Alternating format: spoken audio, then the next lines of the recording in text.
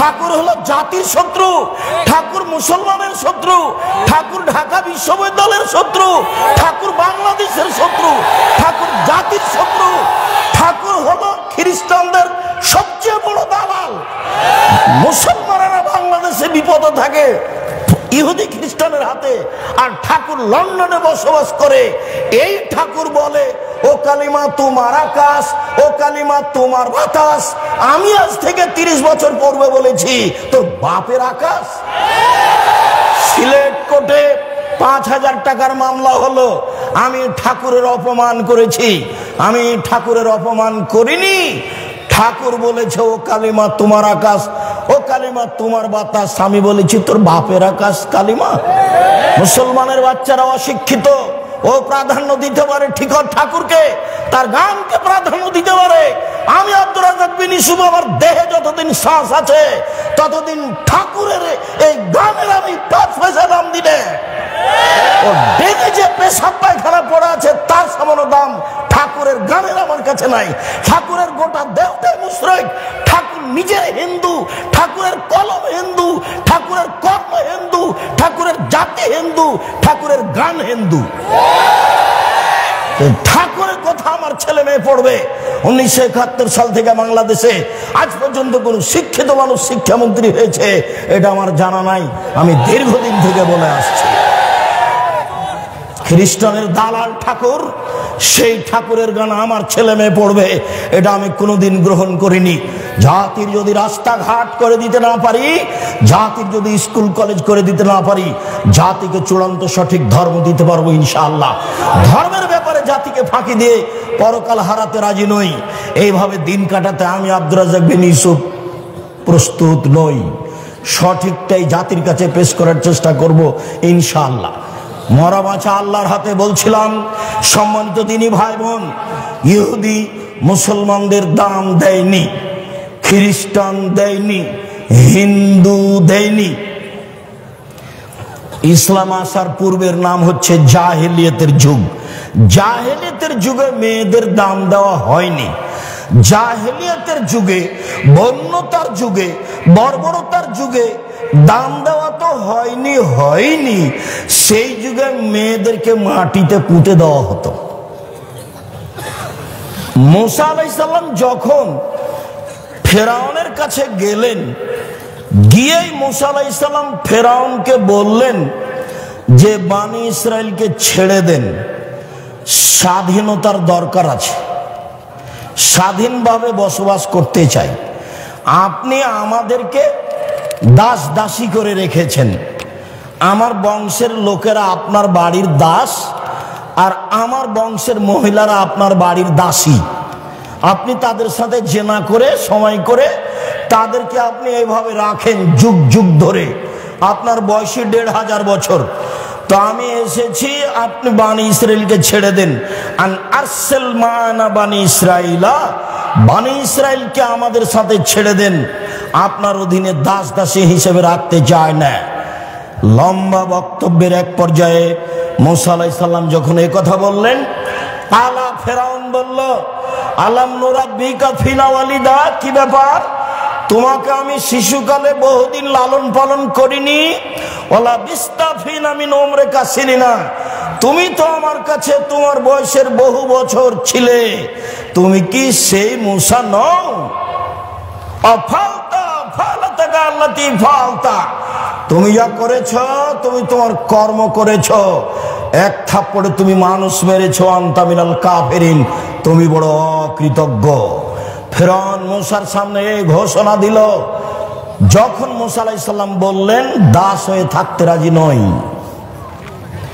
মুসা আলাইহিস সালাম বললেন কালা ফালতুহা, জি আমি এক থাপ্পড় মেরে মানুষ মেরেছি, থাপ্পড় দিয়ে মানুষ মেরেছি, কথাই ঠিক।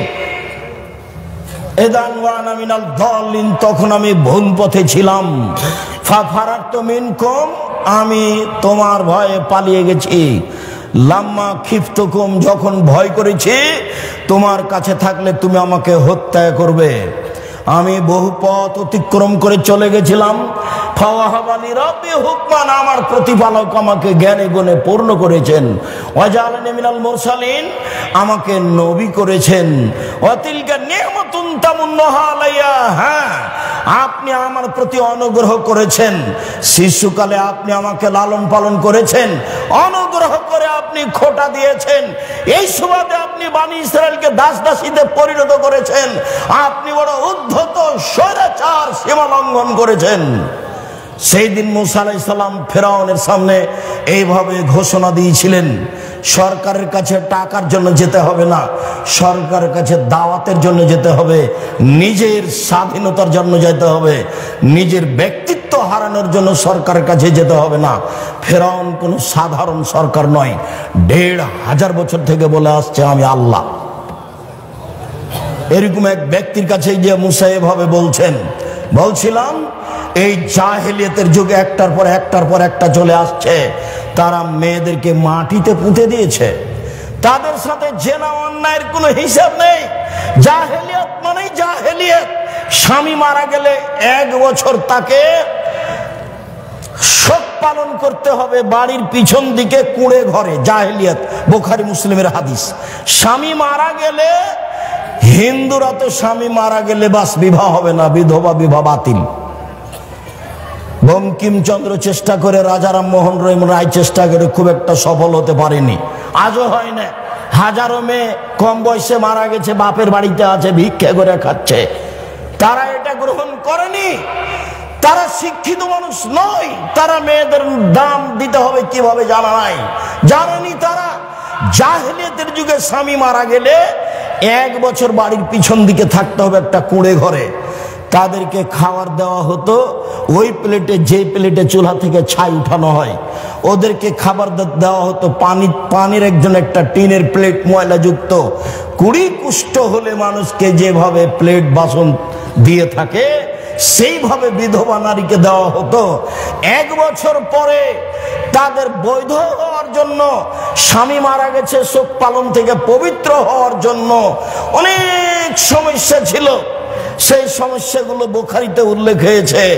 আপনাকে আমি মুখামুখি বলতে লজ্জা পাচ্ছি, তাই ছেড়ে দিলাম। জাহেলিয়াতের যুগে মেয়েদের দাম দেওয়া হয়নি। মহান আল্লাহ বলেন, অকারনা ফি বুয়ুতিকুন্না ওয়ালা তাবাররাজনা তাবারুজাল জাহিলিয়াতুল উলা। হে মুসলিম মহিলা, তোমরা বাড়িতে থাকো।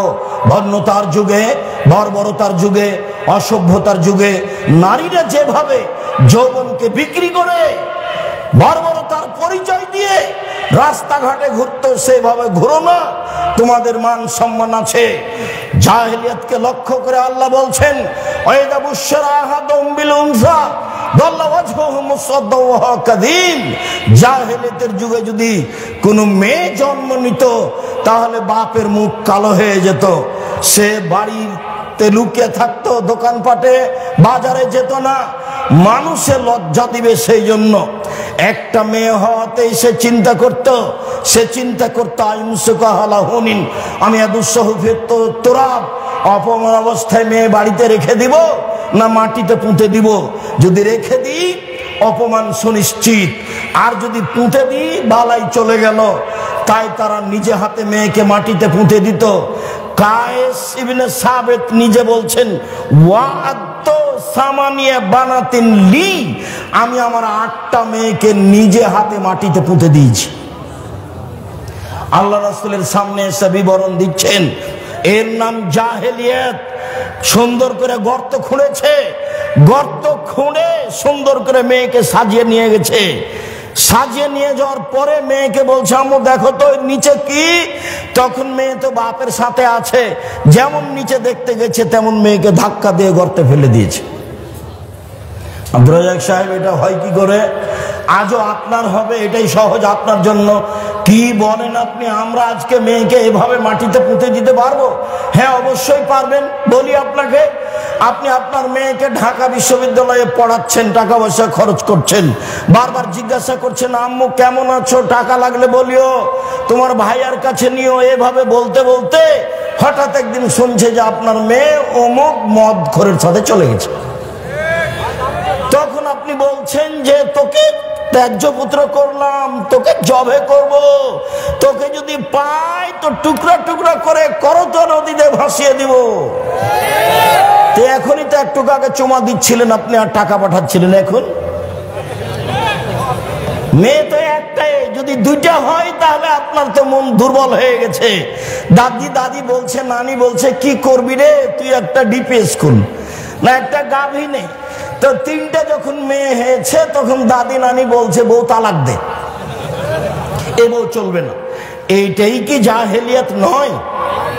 এটাই জাহেলিয়াত। একটু 19-20 সালে আপনি মেয়েকে ত্যায্য পুত্র করে তাকে জবে করে করতে নদীতে ভাসিয়ে দিতে চাচ্ছেন। এটাই ছিল তাদের কাছে সমস্যা। মেয়েরা নিজেরা সম্মান নিতে পারেনি। বেগম রোকেয়া যেভাবে মেয়েদের অপমান করেছে, তাই তো রংপুর জেলার মহিলা আবারও বই লিখলেন, কেন হব অবরোধবাসিনী। ঠিক সেভাবে মহিলারা নিজে নিজে জাতির কাছ থেকে সম্মান হারিয়ে মাটিতে মিশে গিয়ে ইহুদি খ্রিস্টানদের নীতিতে পরিণত, ইহুদি খ্রিস্টানদের অপমান গ্রহণ করতে চায়। স্কিন পায়জামা পরে জাতিকে অঙ্গ প্রত্যঙ্গ দেখিয়ে শিক্ষা প্রমাণ করতে চায়। যেটা বন্যতা, যেটা বর্বরতা, যেটা অসভ্যতা, যেটা কুকুর শ্রীগালের চরিত্র, সেটাই পছন্দ করে আপনার কারণে। আপনি বাপ হওয়াটাই অভিশাপ। আপনার মতো বাপকে আমি কোনোদিন বাপ বলে স্বীকৃতি দিইনি। আমি বলেছি আপনি চাচা, বলেছি আপনি সৎ বাপ। আমি এ কথা খুব ভালোভাবে জানি যে আপনি সত্যই বাপ, এটা আমি খুব ভালোভাবে জানি। আপনি সত্যই বাপ, কিন্তু আপনার স্বভাবের কারণে, আপনার দুশ্চরিত্রের কারণে, আপনার শিক্ষার অভাবের কারণে, আপনার বোকামির কারণে আপনি আপনার মেয়েকে এইভাবে ধ্বংস করেছেন। তাই তো রাসূল সাল্লাল্লাহু আলাইহি ওয়াসাল্লাম বলেছেন, 3 শ্রেণীর মানুষ কখনো জান্নাতে যাবে না। এক, আর রাজলাতু মিনান নিসায়ে, পুরুষের বেশধারী নারী, যারা পুরুষের জুতা স্যান্ডেল পরে, যারা পুরুষের শার্ট প্যান্ট পরে, যারা পুরুষের পোশাক পরে, তারা জান্নাতে যাবে না। ও দায়ুস, আর আপনি যাবেন না। আপনি যে ওই মেয়ের বাপ, যে মেয়ে পোশাক পরে সে মেয়ের পিতা আপনি, যার কারণে আপনি যাবেন না। এই কথা মুহাম্মদ সাল্লাল্লাহু আলাইহি সাল্লাম বলেন। মুগিরা ইবনে শুবা রাদিয়াল্লাহু তাআলা আনহু বলেন, আল্লাহর নবী বলছেন আল্লাহ তাআলা হারাম করেছেন, এক, উকুকাল উম্মাহাত, মায়ের অবাধ্য চলা হারাম। ঘুম থেকে উঠে দেখে মনে হচ্ছে মায়ের মতো বড় শত্রু আর কেউ নেই। টিস্যুটা দেখি, মায়ের মতো বড় শত্রু আর কেউ নেই। মাটির ওপরে সবচেয়ে খারাপ মানুষ হলো মা, এটাই মনে হচ্ছে। আল্লাহর নবী বলছেন সবচেয়ে বড় হারাম হচ্ছে মায়ের অবাধ্য চলা। 2, মানাওয়াহাতিন, কৃপণতা অবলম্বন করা। 3, ওয়াদুল বানাত, মেয়েকে মাটিতে পুঁতে দেওয়া। মেয়েকে মাটিতে পুঁতে দেওয়া হতো, তার নাম জাহেলিয়াত। জাহেলিয়াতকে উপেক্ষা করে আল্লাহর নবী যা বললেন, আল্লাহর নবী যা করলেন, লম্বা আলোচনার সংক্ষিপ্ত আপাতত এখানে শুরু করি। আল্লাহর নবী যা বললেন এটা আগে বলি, তারপর আল্লাহর নবী যা করলেন এটা পরে বলি।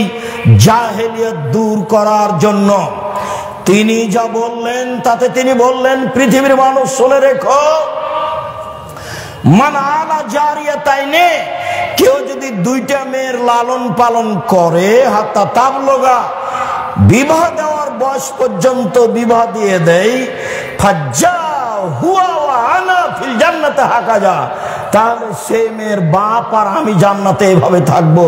আঙ্গুল দুটি জমা করে দেখালেন। মনে রাখা ভালো হবে, আল্লাহর নবীর সাথে থাকা জান্নাতে অতীব কঠিন কাজ। একজন সাহাবী সন্ধ্যা রাতে আল্লাহ রাসূলের সামনে একটা মেশক আর পানি নিয়ে যে দিলেন, আল্লাহ রাসূল খুশি হয়ে গেলেন। বেশ ভালো তো, তুমি বুদ্ধি রাখো, তুমি সালমা শেতা, তুমি আমার কাছে কিছু চাও, যা চাইবে তোমার মন চাই সেটাই চাও। তখন সাহাবী বলছেন, আসআলুকা মুরাফাকাতাকা ফিল জান্নাত, জান্নাতে আপনার সাথে থাকতে চাই। তখন আল্লাহ রাসূল বলছেন, আগারে দালিক, না না না না, এটা নয়, এটা নয়, এটা নয়, অন্যটা বলো। তখন সাহাবী বলছেন, হুয়া যাকা, এটাই চাই। তখন আল্লাহ রাসূল বলছেন, আইনি বিকাসরাতি সুজুদ, তাহলে আমাকে তাহাজ্জুদ পড়ে সহযোগিতা করো। রাতে তাহাজ্জুদ না পড়ে আমার সাথে জান্নাতে থাকা যাবে না। নিয়মিত রাতে তাহাজ্জুদ পড়ে জান্নাতে নবীর সাথে থাকা যায়, এ ব্যাপারে তিনি বলেছেন। তিনি বলেন, দুইটা মেয়ের যদি কেউ লালন পালন করে তাহলে আমি আর সেই পিতায় একসাথে জান্নাতে এইভাবে থাকব। তখন তিনি তর্জনী এবং মধ্যমা আঙ্গুল দুটি জমা করে দিলেন। এইখানে আর একটা কথা আছে, তিনি বলেছেন, মানালা কাফুলিল ইয়াতীম, কেউ যদি এতিমের লালন পালন করে সেই ব্যক্তি আর আমি জান্নাতে এইভাবে থাকব। তখনও তিনি তর্জনী এবং মধ্যমা ইশারা করে দেখালেন, তবে দুইটার মধ্যে একটু ফাঁকা রাখলেন। এতিমের লালন পালন করলে আমার সাথে থাকা যাবে, তবে একবারই সাথে নয়। এই যে হাদিস বুখারী মুসলিম, কেউ যদি দুইটা মেয়ের লালন পালন করে তাহলে সেই পিতা আর আমি একসাথে।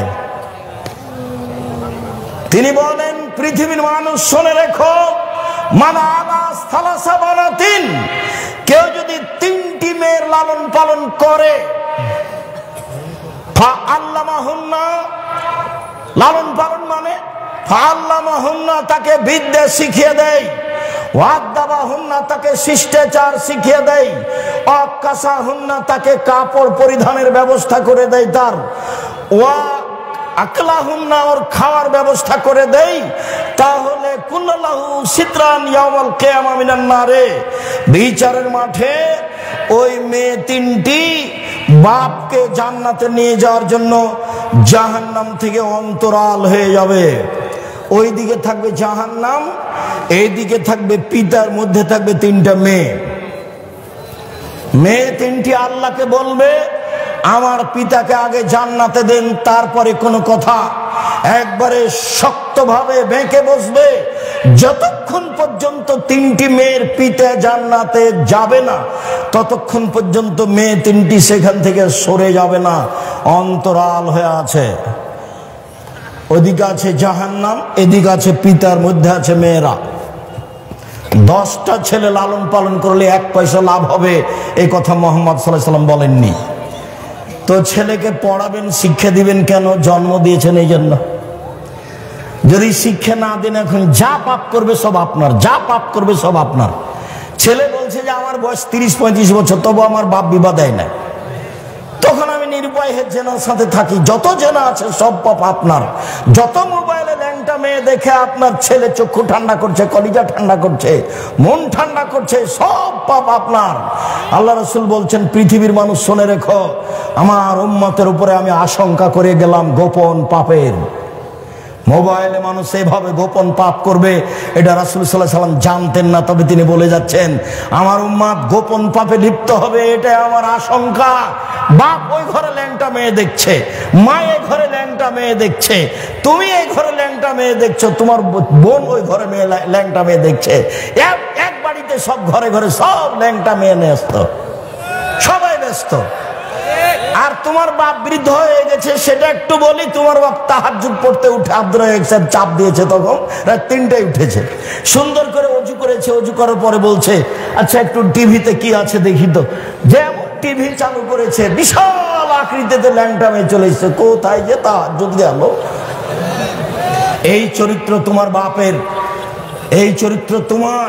দোকানে বসে বসে তোমার বাপ ঘন্টার ঘন্টা সময় কাটায়, এশার সালাত আদায় করতে গিয়ে মাথায় টুপি পরে মাথায় দিয়ে দোকানে বসে থাকে, দোকানে ল্যাংটা মেয়ে নাচে।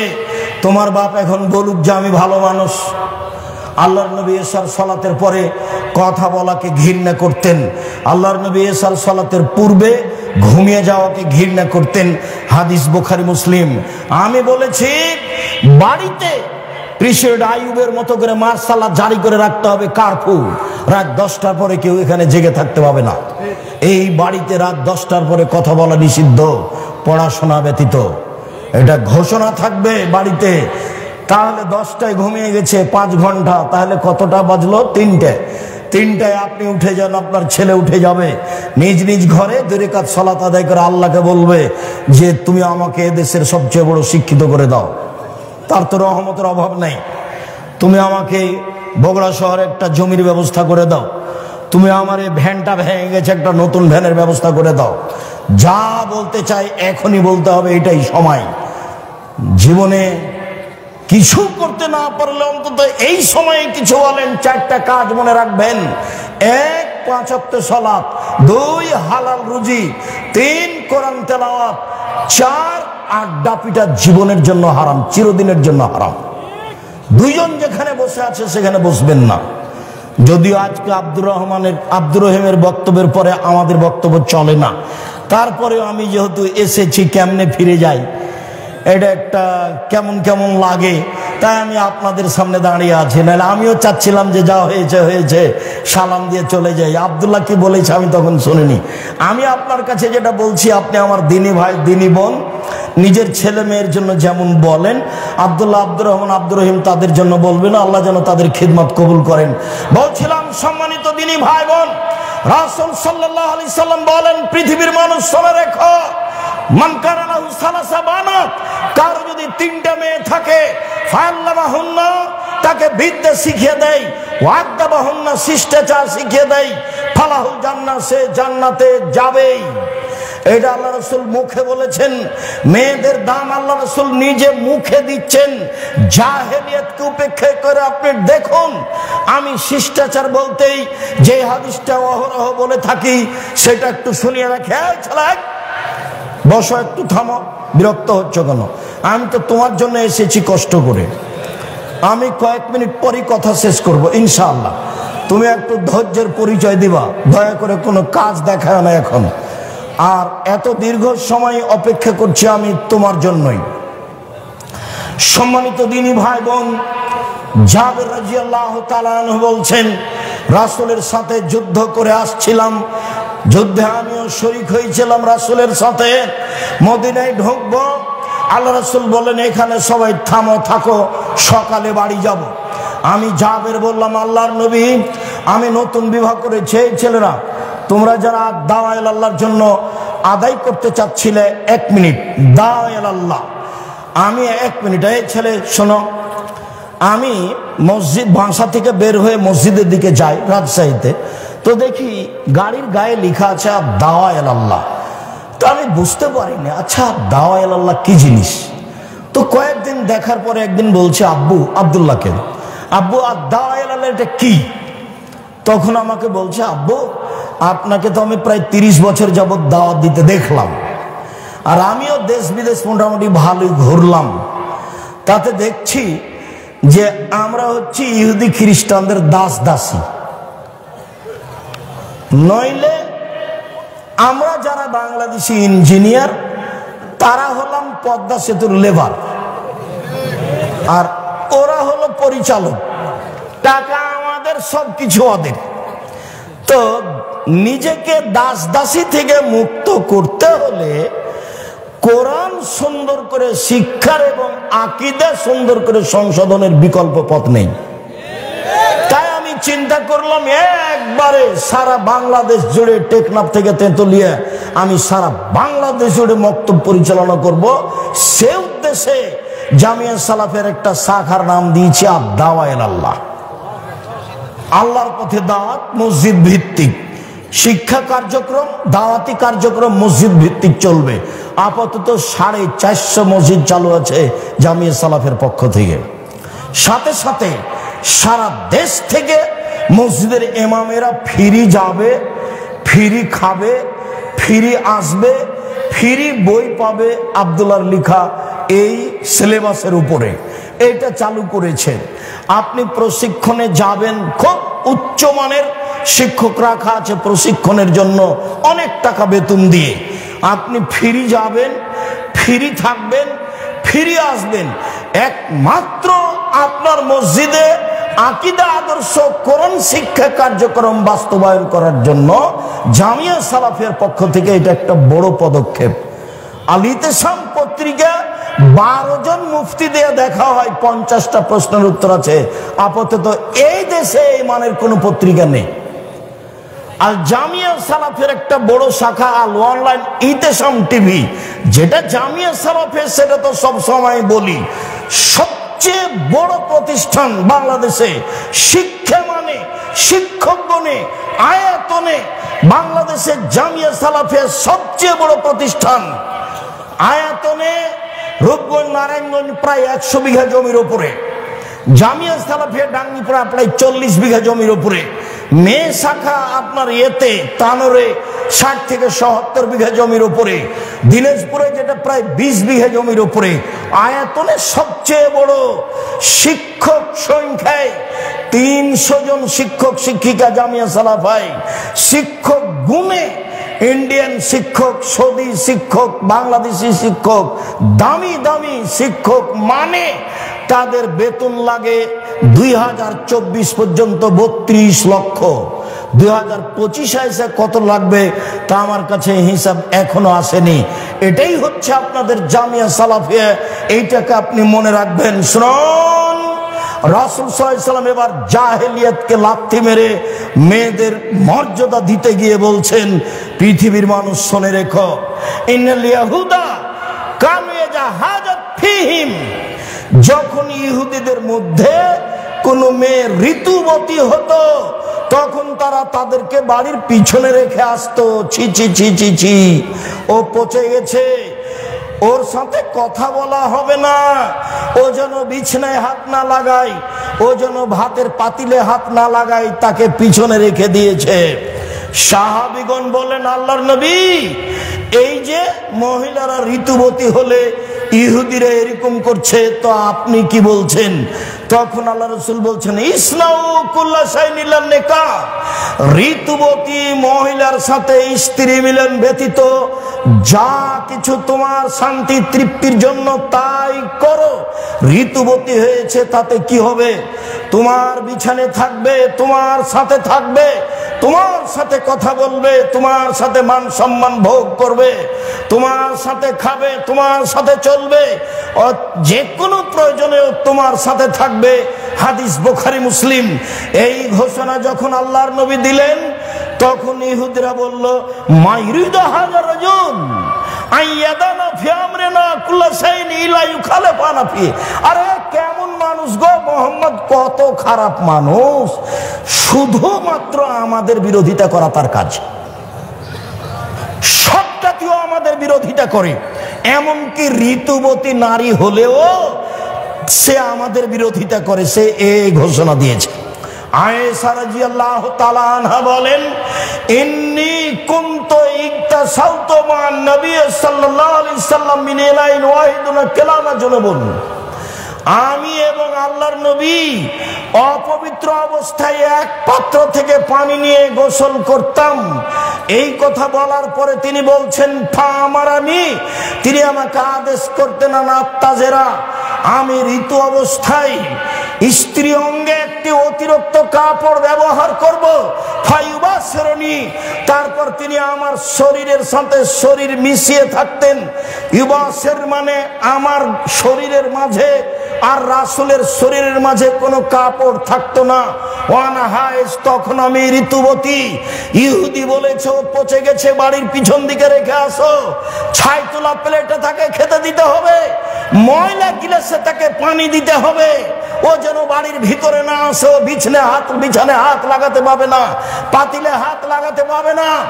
আয়েশা রাদিয়াল্লাহু তাআলা আনহা বলেন, আল্লাহর নবী আমার গায়ের সাথে গাও লাগিয়ে কাপড় ছাড়াই রাত অতিবাহিত করতেন। আয়েশা রাদিয়াল্লাহু তাআলা আনহা বলেন, ওয়ান্নাহু ইখরাজু রাসাহু ইলাইহি ওয়া আনা মুতাকিফ, তিনি ইতিকাফ অবস্থায় ইতিকাফে বসে আছেন, মাথাটা আমার দিকে আগিয়ে দিয়েছেন, লিয়াগসিলাহু, যাতে করে আমি তার মাথাটা ধুয়ে দিই, ওয়ানা হায়েজ, তখন আমি ঋতুবতী। মুহাম্মদ সাল্লাল্লাহু আলাইহি সাল্লাম নারীদের সাথে যা আচরণ করেন তা আয়েশার মাধ্যমে জাতির সামনে দিয়ে গেছেন।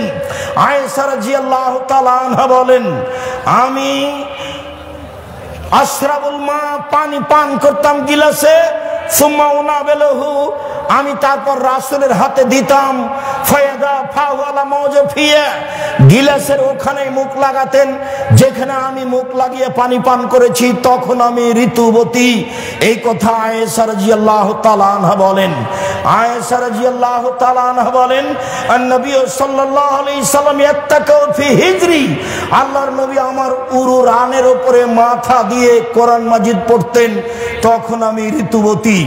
কোরআন মাজিদ আল্লাহর দেওয়া গ্রন্থ, পাক পবিত্র গ্রন্থ। আয়েশা ঋতুবতী মহিলা, তার উরু রানের উপরে মাথা রেখে আল্লাহর নবী কোরআন মাজিদ পড়তেন।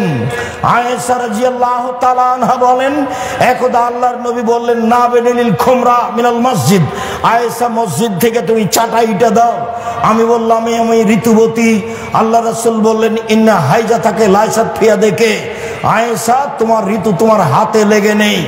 সম্মানিত দিনী ভাই বোন, আমি বলছিলাম রাসূল সাল্লাল্লাহু আলাইহি সাল্লাম নিজে নারীদের সাথে কি আচরণ করতে হবে তা দেখিয়ে গেছেন যখন তারা ঋতুবতী।